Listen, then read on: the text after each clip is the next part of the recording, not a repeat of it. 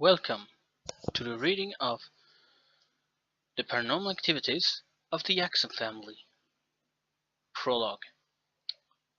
Hello, my name is Kazuma Double Eyes. I'm the creator of this story, and well,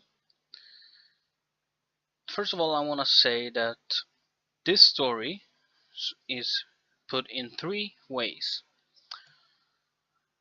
backstory, speaking and past sentences,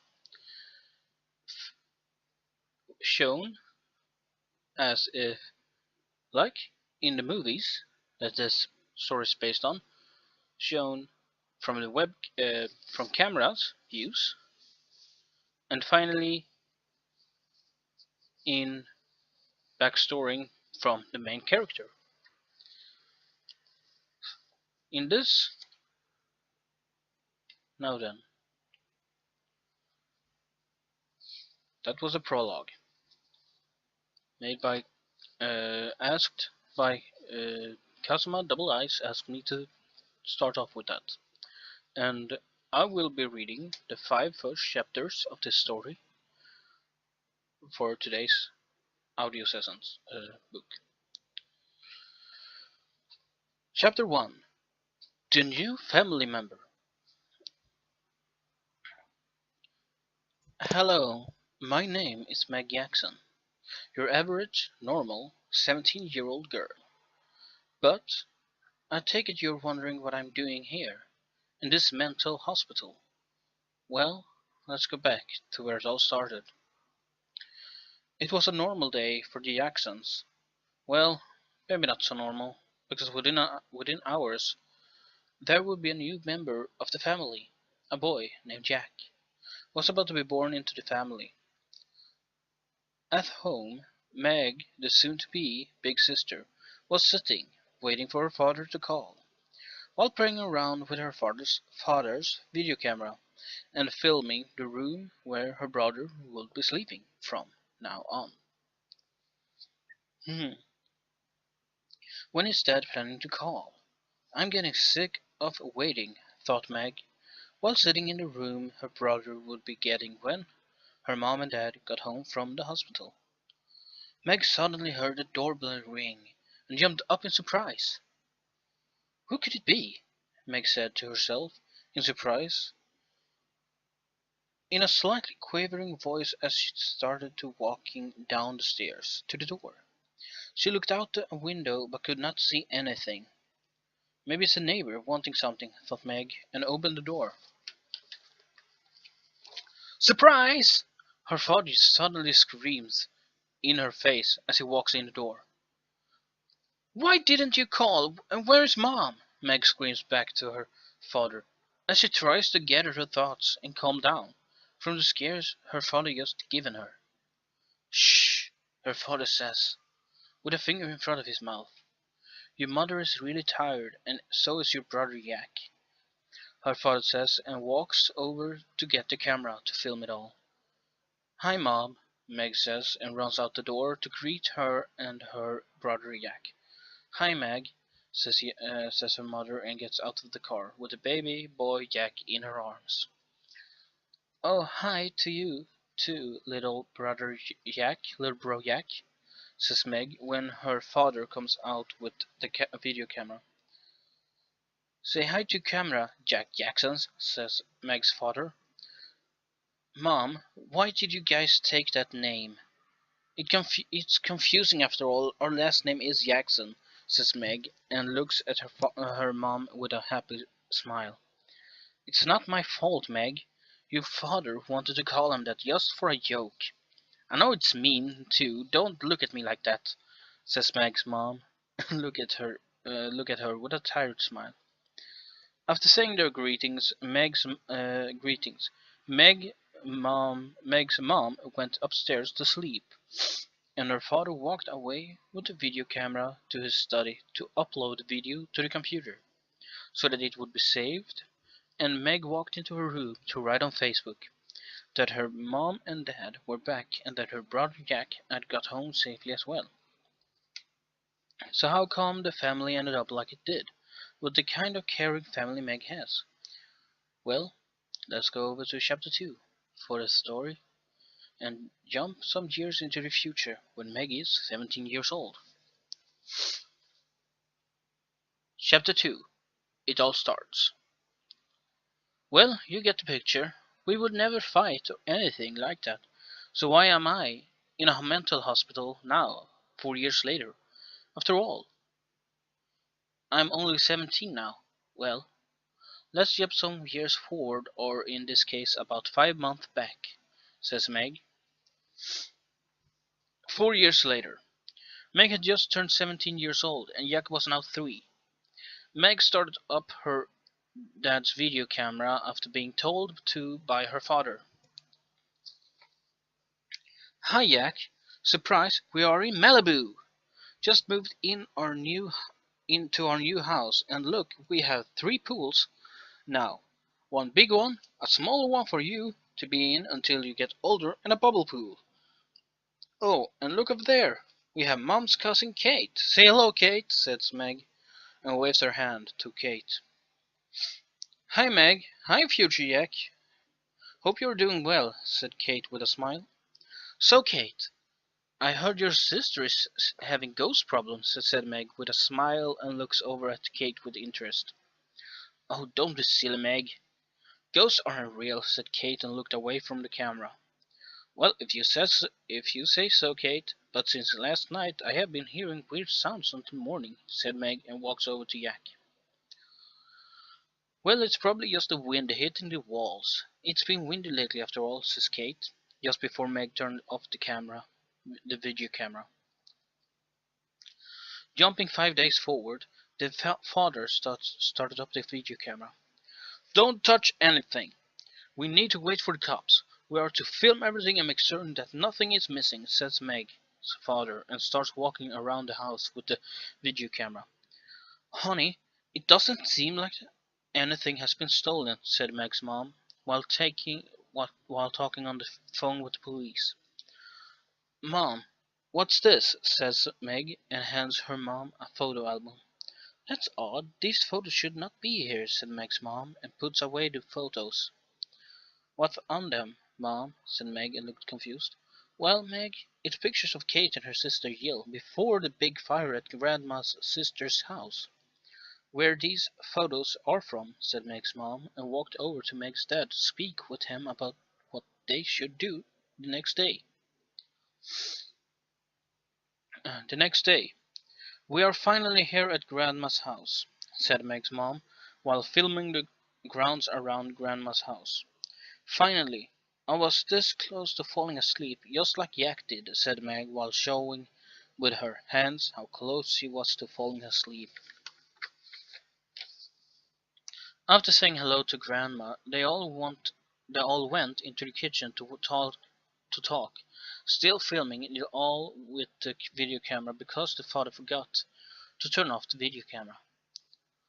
So, tell me what happened, says Meg's grandma and looks serious and at the same time a little scared.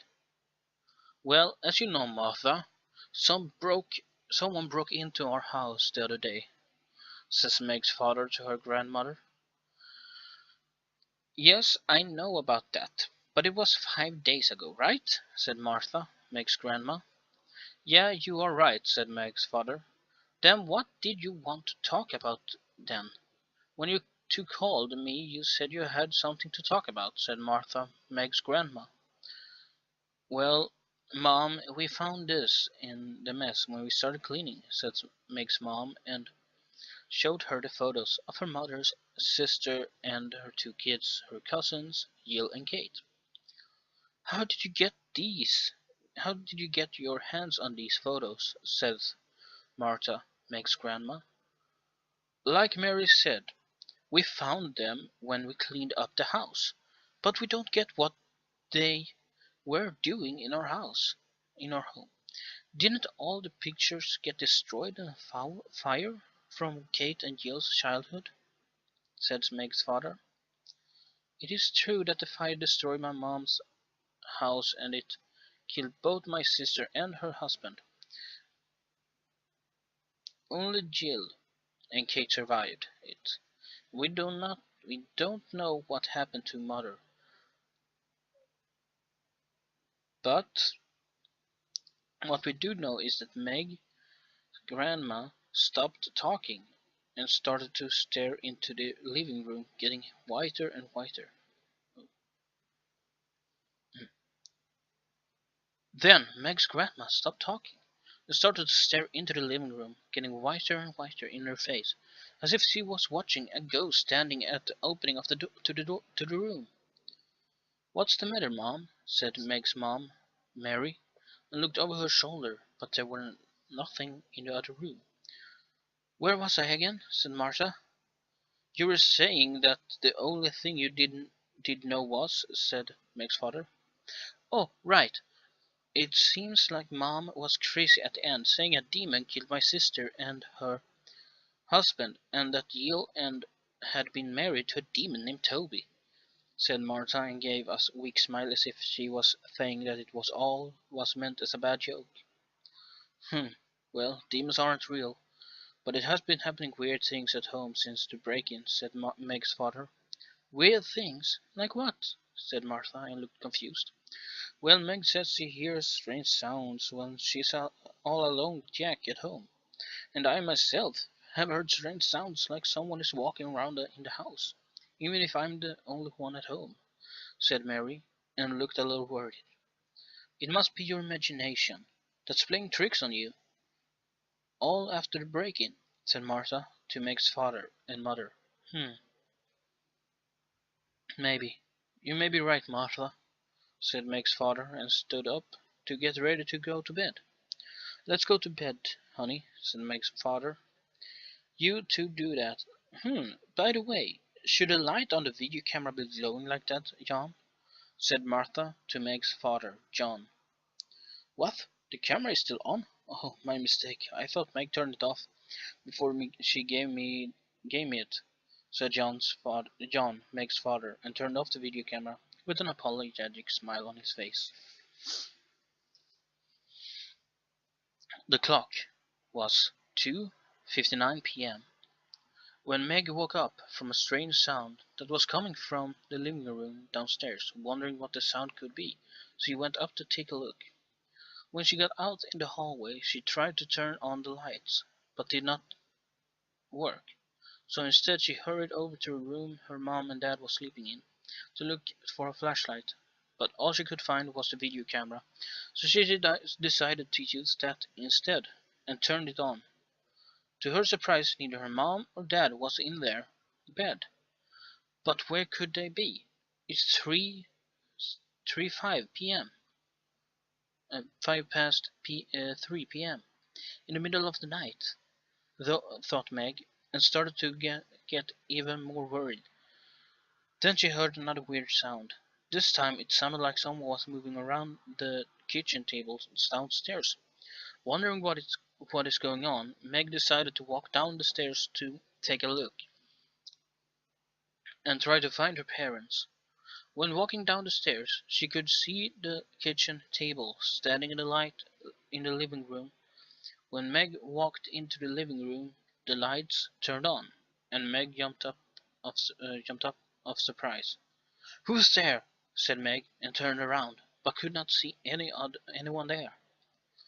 Then there was a loud sound behind her, and out of nowhere the living room was a real mess, and outside the windows there were standing 3 old women, and the lights turned off again, and Meg suddenly woke up in the living room the next morning.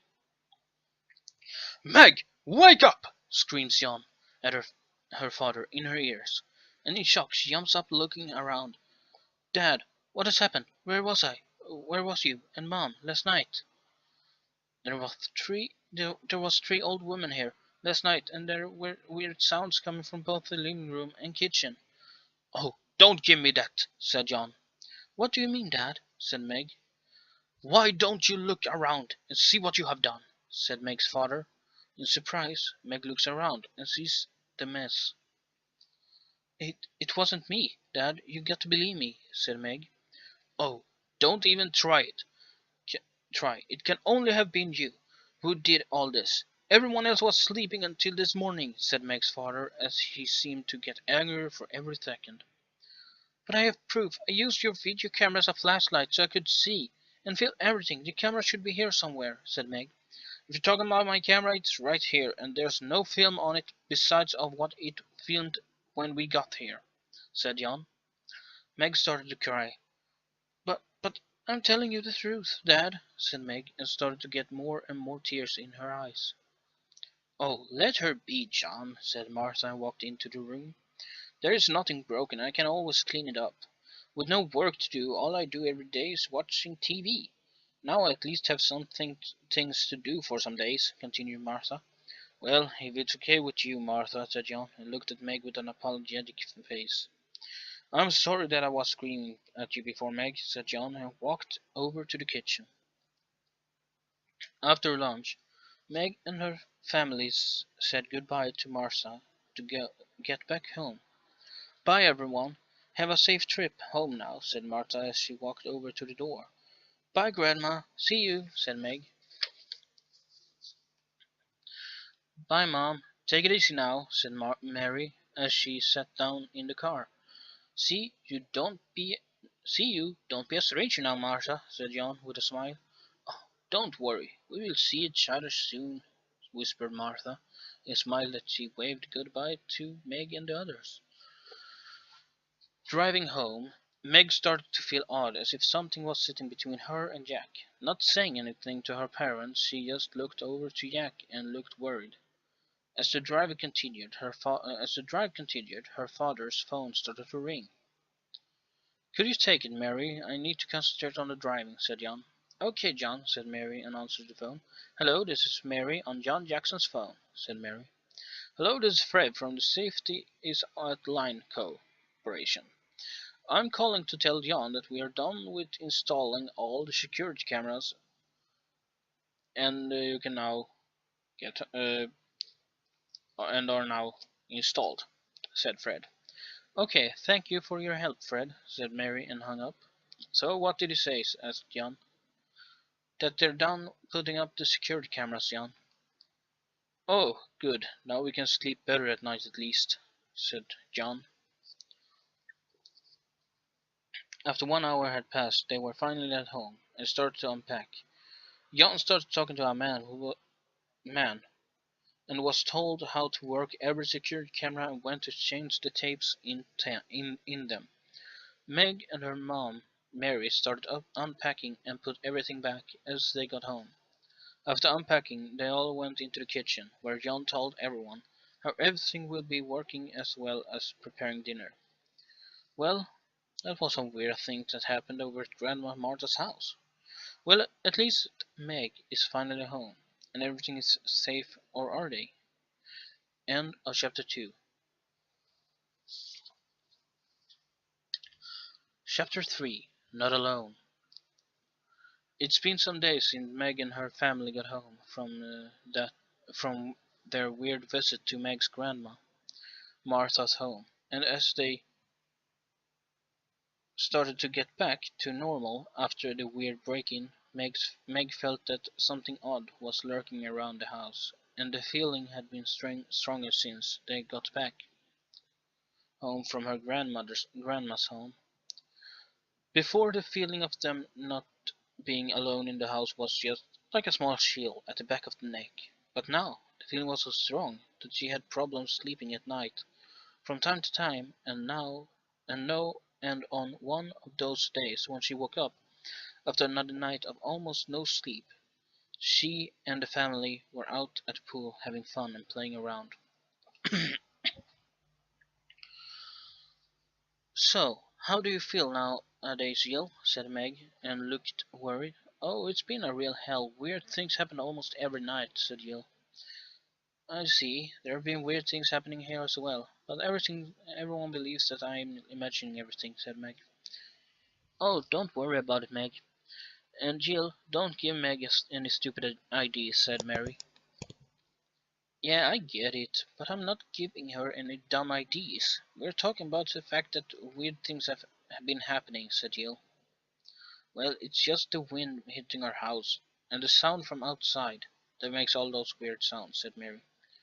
After conversation, one could see how Meg and Jill kept talking. Hours later, the security camera clock showed 1:30 a.m. Then the camera moved on towards the door. There was nothing going on over at the door or at the stairs to the upper floors. 1 minute went by, then the light was turned on, and one could hear something walking up to the second floor, but there was nothing showing on the camera. At the same time, a weird noise could be heard from around the house, and the camera was shaking. Camera time, 1:31 a.m., 3rd of January, on the second security camera at the pool. It was calm outside at the pool when a weird noise could be heard and the pool cleaner started to move from the middle of the pool over to the edge of the pool, as if something was pulling in the tubes going into the machine, connecting it to the house. Just before it got over to the edge of the pool, it was as if something pulled it underwater.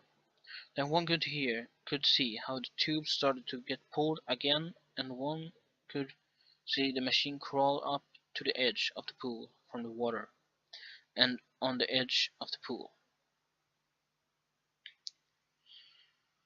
It then crawled over to the chairs over at the pool side, where it stayed.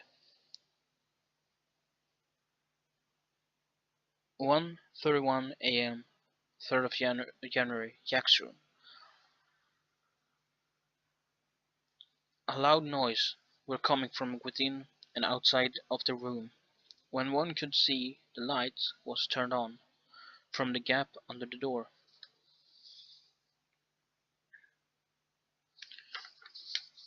Suddenly opens uh,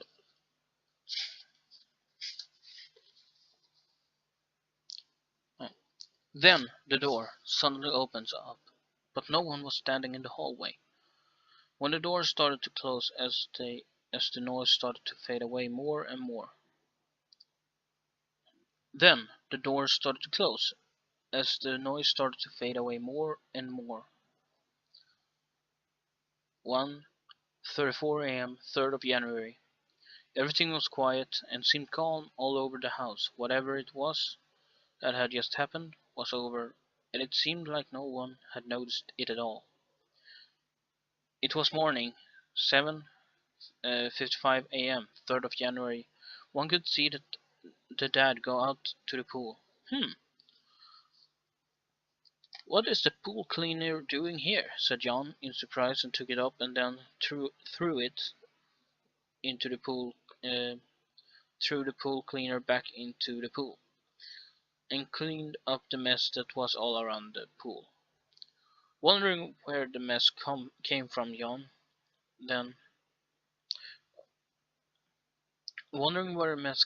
John then walked in the house again. "Hey, Dad," said Meg as she came walking into the kitchen from the living room. "Good morning," said John, with a slightly angry voice. What is the matter, Dad?" asked Meg, and looked confused as she walked over to the fridge. "It's nothing," said John, and looked more and more irritated every second. "There is something wrong. I can see that, Dad. What is it?" said Meg, and started to get irritated as well, because her dad didn't want to answer her. "There is nothing wrong!" screamed John at Meg. Meg ran out of the kitchen, with tears in her eyes, and her father looked like he just done something unnecessary, and looked apologetic, as she walked out to the kitchen to follow after Meg. Security camera time, 7th of January, 2:02 a.m. Meg was walking from the living room to the kitchen, took a glass of water, and walked back to the living room, where she was watching TV. 2:04 a.m. already, and Mom and Dad still not home from their date. "Oh well," said Meg as she took a bowl of chips, when she heard a weird sound coming from the door to the pool. It was like a knocking sound. Meg stood up and went over to the door. As she took the handle of the door and were about to open it, out of nowhere a skeleton-faced man came flying at the door, screaming in terror. In terror, Meg jumps back and screams. "Ah!" screamed Meg, as she was jumping for something to hit the masked man with. "Take it easy, it's just me," said the skeleton masked man and took off the mask. "See, it's just me, and this was a mask," he said, as he walked into the living room. "Dave, what do you think you're doing? You almost scared me to death," said Meg, and walked to close the door again. "Oh, come on. I just wanted to have some fun," said Dave, as he walked to get a weird board he had taken with him to her house. "What is that, Dave?" asked Meg, and looked at the board with a taste of dislike because of a really bad feeling she got from looking at it. "Oh, it's an Ouija board," said Dave, and looked excited. "And why did you bring something like that here?" Meg asked with dislike. "Well, you said you have ghost problems, so I thought, what if we tried talking with the ghost? With the Ouija board," said Dave, and put the Ouija board on the table in the living room. "But those things always mean trouble. There has never been a case where people using a board like that came out okay from it. Also, most of the time it's just fake anyway, right?" said Meg, as she sat down beside Dave. "Oh, don't worry. If there is a ghost, it is likely only a relative having fun," said Dave, and took the marker needed for the board out of his pocket. "Oh, okay, we can try it, but only once, okay?" said Meg. So Meg and Dave started to use the Ouija board, and as they started to ask questions to whatever there is in the house, the board started to spell out the letters I, O, and U. Meg understood fast that it was Dave that was goofing off. "Dave, if you're not going to take this seriously, we will stop now, because it's dangerous to use an Ouija board. You know that, Dave," said Meg with irritation in her voice. Okay, I'm sorry. Could not help it," said Dave with a smirk on his face. Once again they started to use the Ouija board, this time with a whole other result. As Meg asked if there was someone around that was not alive, the letters N and O was spelled out on the board. "Okay, really funny, Dave," said Meg with an irritated smile. "It's not me, I promise," said Dave, and looked confused as they continued to use the board. This time Meg asked what it was. To this the Ouija board started to spell out the words I am IAMAFTERLEF.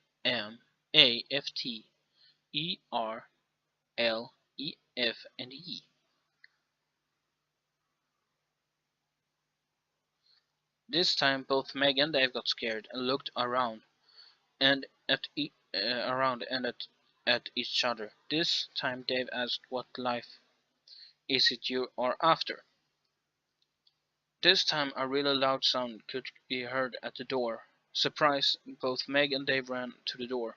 Then a weird sound could be heard, and the marker on the board started to move by itself, and started to move from letter to letter, and spelled IWANTGACKSLIFNE.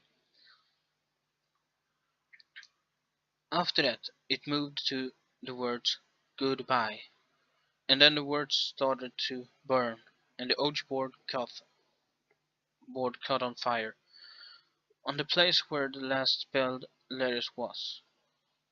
As the Ouija board was burning, Dave and Meg came walking into the living room. As both started to panic, Dave ran for something to stop the fire.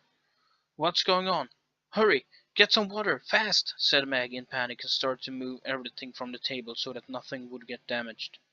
"Here I am," said Dave, and came running with a pot of water, splashed it over the table, killing the fire on the Ouija board. "Oh no, What should we do with the table? It's been damaged from the fire, said Meg, with tears in her eyes. Don't worry, it was an accident. There is nothing we could have done, said Dave, and looked worried as he looked at the burned letters on the Ouija board. Security camera. Time. 7th of January, 4:05 a.m. It's been 1 hour and 45 minutes since Meg and Dave used the Ouija board. Meg had finally started to calm down. After the fire from the Ouija board, they could hear the sound of a car parking outside. It's Mom and Dad. They are finally home, said Meg and ran to the door. Meg's mom and dad opened the door and walked into the hallway. As Meg came running towards them, hugging them, and started to cry once again. What's the matter, Meg? Asked Mary and looked confused. What are you still doing awake? Asked John and looked surprised. And what is that smell? Asked Mary. It's like something has been burning in here. What has happened? Asked John, but she could not answer because she was crying so heavy. It is my fault, said Dave, and walked out from the shadows from the living room. What are you doing here? Asked John, and got an angry look in his eyes. I just heard about all the weird things that has happened here, so I thought that we could have some fun and took an Ouija board with me. Dave stopped talking and looked scared again. But what? Asked John and started to get irritated. Well, something went wrong. I didn't think you would have a demon in this house. What are you talking about? Asked Mary, as she was holding her daughter's head. We walked away from the living room for only a second. When we got back, the Ouija board was on fire, which only happens when a demon has touched it, said Dave, and looked really scared and worried as he walked past John and Mary to get to the door.